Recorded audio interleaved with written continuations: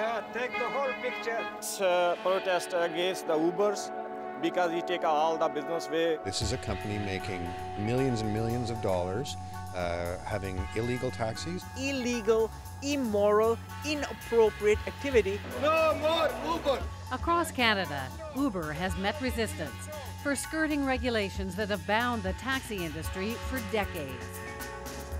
But according to Uber, it doesn't operate cabs, it operates software. We are not a taxi company.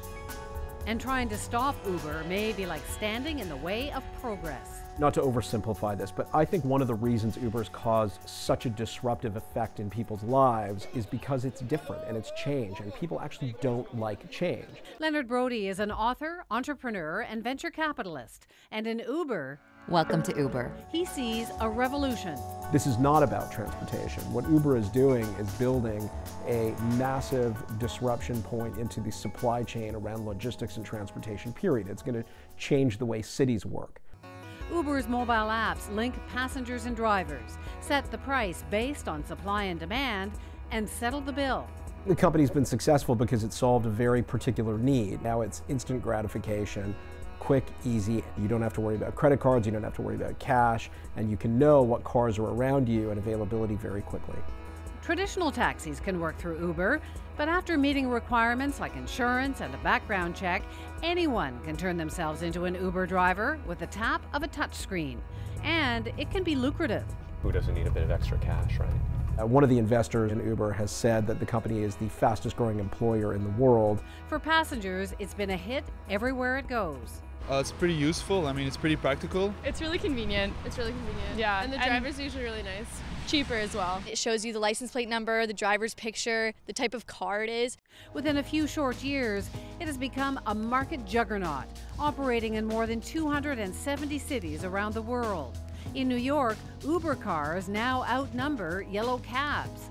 Uber is now valued at over $40 billion, and its formula has inspired an investor craze to Uberify other services. You now have a universe of companies that are looking at having geolocation mapped with user need, so that I need something, I need it at a certain location at a certain point in time, and I'd like to find somebody who is available at that point in time at the price point that I want.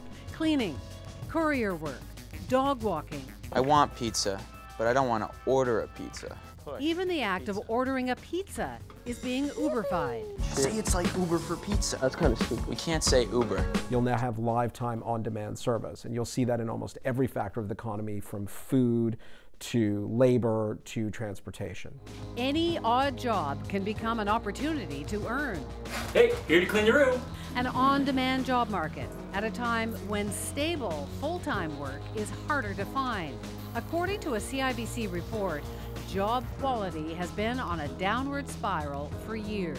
If you look at the past 20-25 years, you can look at the quality of employment and you can see a significant decline. It really didn't recover fully after the recession, during the recovery, which means that we have seen a permanent loss. One of the concerns is obviously we are creating a new form of casual labor and workforce, while more and more people may have better opportunity and access to goods and services, and on the other side, the people doing and delivering these services will in fact actually have more access to employment, that in fact they are entering into a genre where they call it the working poor or the entrepreneurial poor.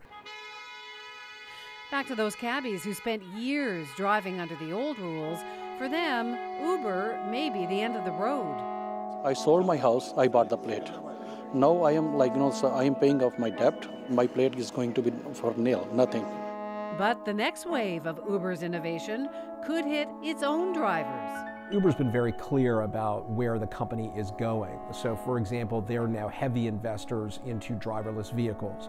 So you can imagine on the pure transportation, getting people from point A to point B, 5 to 10 years from now, a good chunk of their fleet will not have human drivers at all. An Uberized world might be more efficient and more convenient, and for many, finding work as simple as checking your mobile, no set hours, no strings attached, just payment by the task.